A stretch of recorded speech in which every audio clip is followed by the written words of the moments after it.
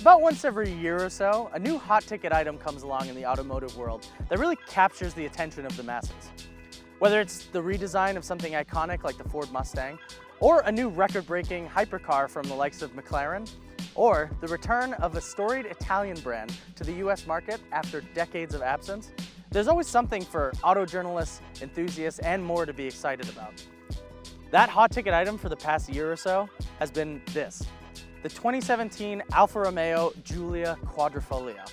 Now, this is Alfa Romeo's first major product in the US for decades, and that makes it a huge deal for the company that's looking to compete with the likes of BMW, Mercedes, and more. If this car doesn't absolutely nail it, you can pretty much kiss Alfa Romeo goodbye for the second time in the US market. But the early reviews are in and say that this thing definitely has the chops, at least on paper, to compete with the best that Germany, Japan, and the US has to offer. And I finally got the keys for a week to see if the hype is actually real.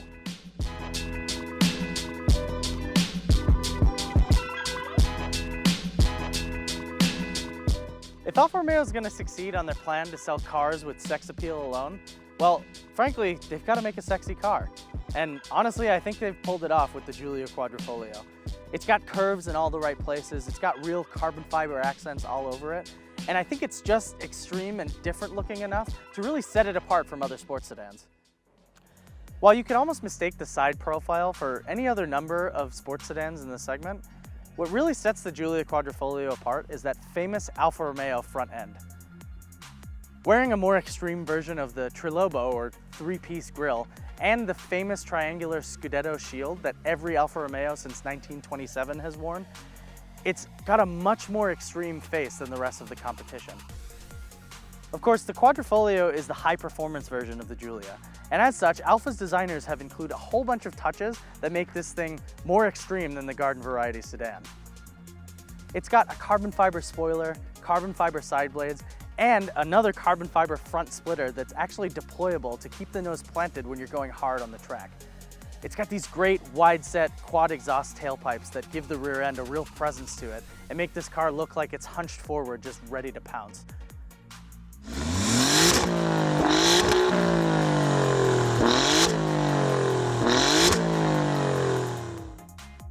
The real badge of honor that sets this car apart from the rest of the Giulias, though, is this Quadrifoglio, or four-leaf clover badge on the side.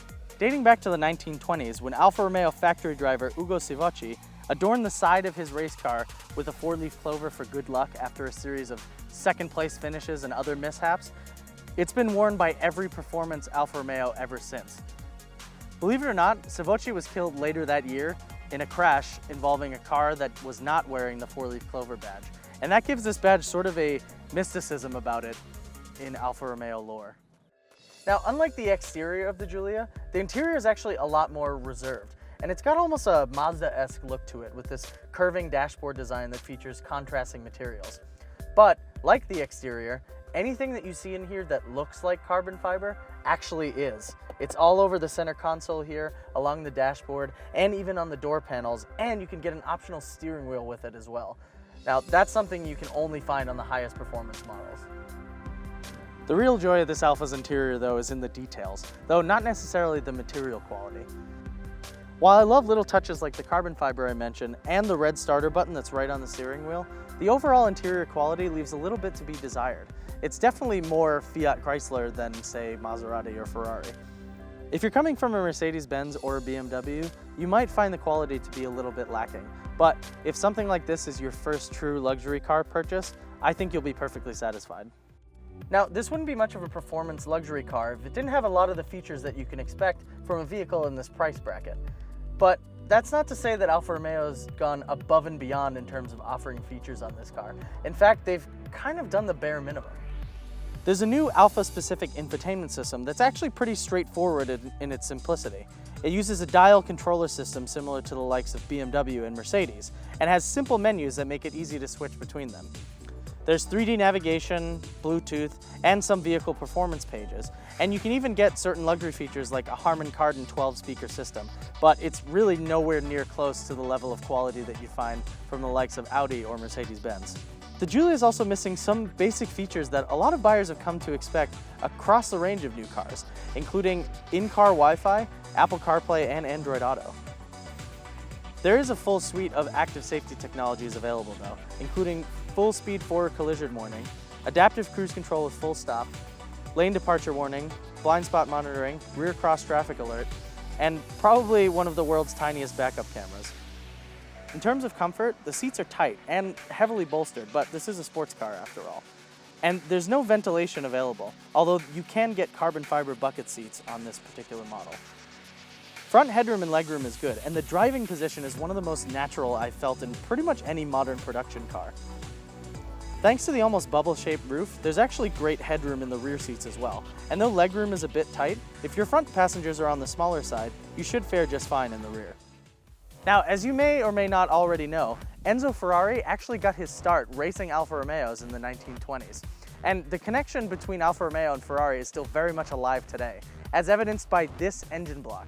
It's essentially a Ferrari V8 with 2 of the cylinders lopped off to make a 2.9-liter twin turbocharged V6 with 505 horsepower and 443 pound-feet of torque.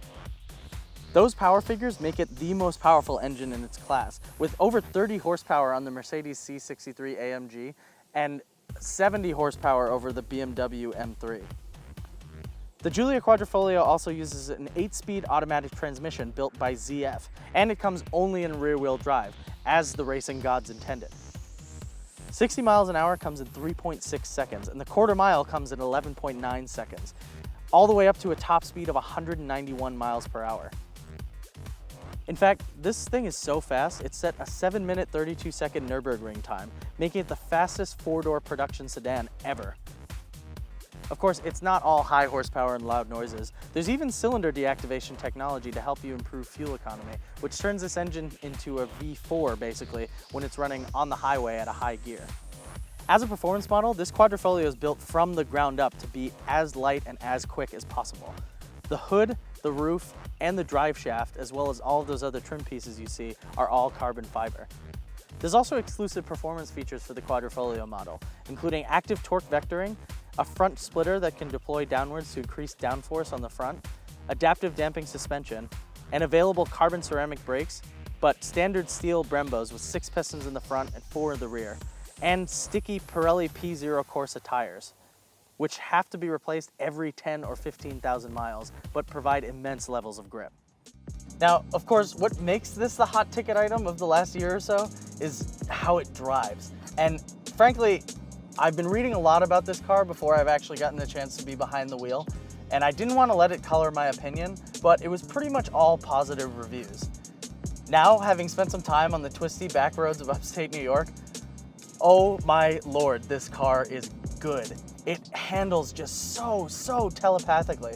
The steering is one of the more direct racks I think I've ever felt in a production car. It just absolutely dials it in. And those sticky Pirelli tires that I mentioned earlier keep everything in check. This thing has face-melting amounts of grip. It honestly really does. I would put this up against some of the best sports sedans the world has to offer, if not sports cars in general. It is genuinely that good at taking a twisty road. The power delivery is fantastic too. That 2.9-liter V6 with the twin turbos, it's got a little bit of lag when you first get into the lower end of the power band, but as you start to get up into the sweet spot, basically from about 4,000 RPM onward, this engine just pulls and pulls and pulls. It is so ridiculously fast. It definitely feels like 500 horsepower. And if you can't really tell, oh, it sounds like it too. There's a great little, here, I'm gonna downshift. Oh man, that's great.